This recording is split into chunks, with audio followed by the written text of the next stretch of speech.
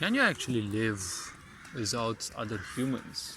Well, a lot of people claim heroically that they can, but what they're saying is that they need more alone time. They need to spend more time alone. Because a lot of people say things, but how often do they really mean it, right? They don't really mean it. They just say something and, well, expect others to realize that.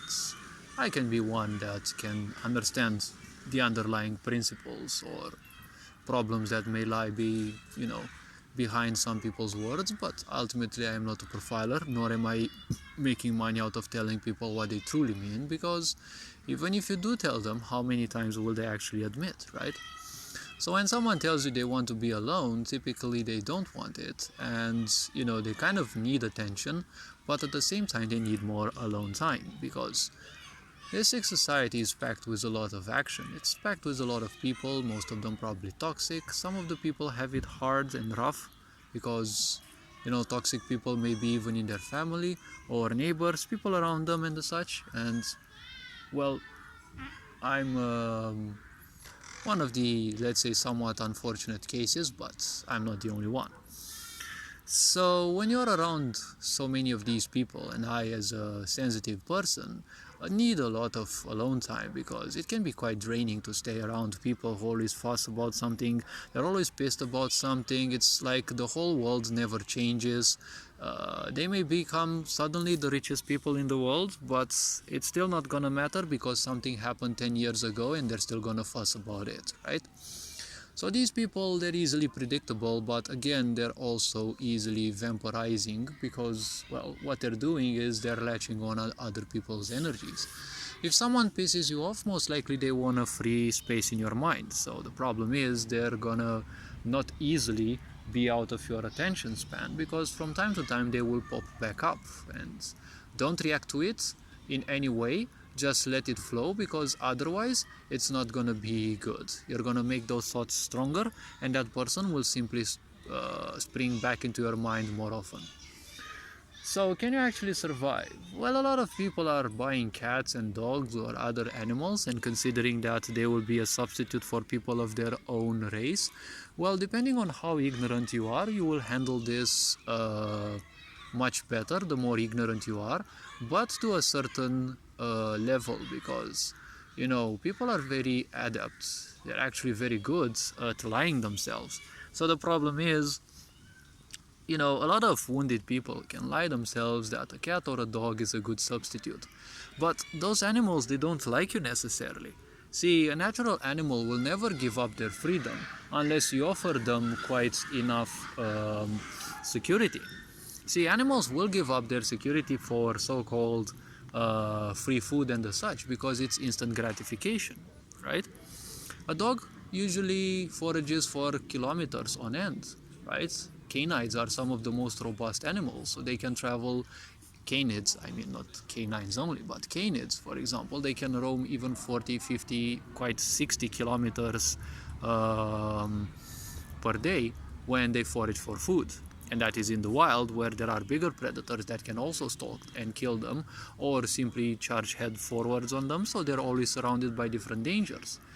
All the animals that you can take as pets live life as if, there's not any tomorrow, right? They all live in survival. So if you can offer them full food, and shelter, as a package, let's say, they're gonna be willing to give up some of their freedom, but still they're gonna be the same, right?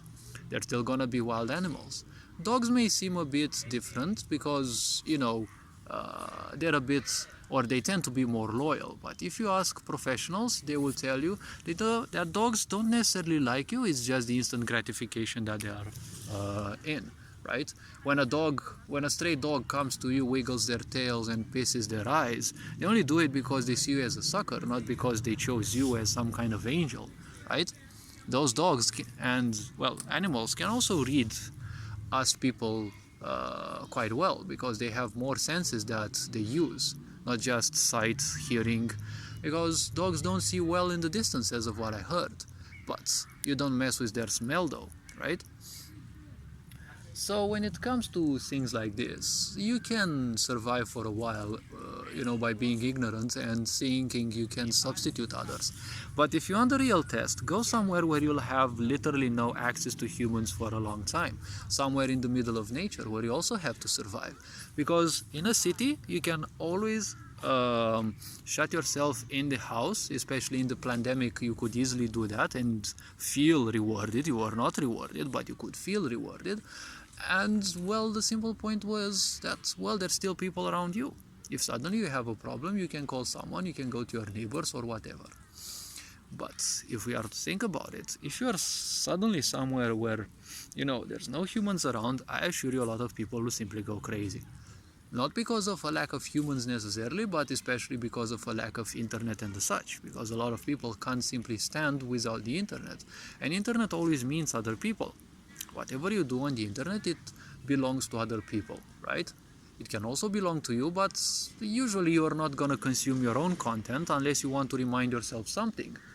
Unless you want to remember something, but always you'll be looking for other people's content. So still you are connected with them, even if you're not meeting them in person.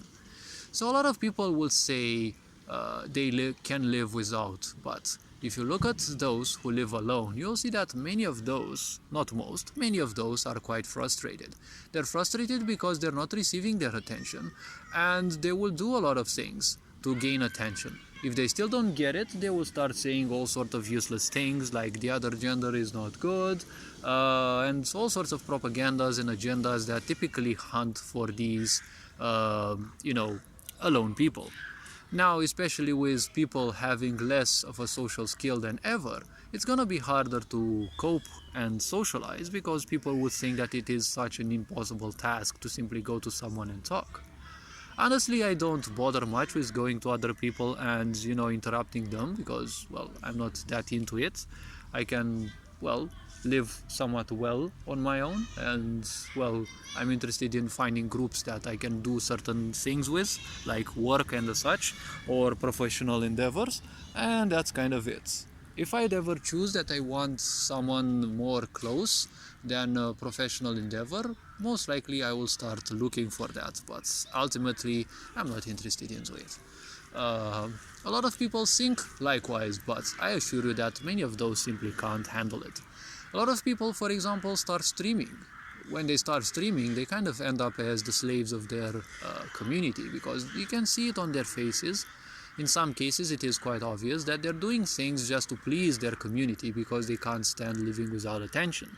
These people oftentimes end up as feeling entitled because once someone who has suffered enough receives something that they've never received before, they now feel entitled because they want to make up for the time that they lost without that, or the time they spent without having that, right? So when people end up having attention, now they suddenly feel as if, as a streamer, they are the boss of that account. No, you're not the boss of any account because you're one button away from deletion, right? And you have to adhere to a lot of community guidelines which aren't even belonging to the community, and you have to also deal with all sorts of things and limitations that, a lot of people think that you can get money out of streaming. Well, you need quite some stamina for that. Not a lot of people will handle that. A lot of people will simply go cuckoo because you need to play a certain game or you need to do a certain thing for a long time, because the moment you switch it, your community will also switch and you're probably gonna be left alone because some people come to you because you play a certain game or you do certain challenge or certain things. If you change that, well, a lot of those people will simply not come, right? They'll probably still hang around, but only when you do that which they like, obviously.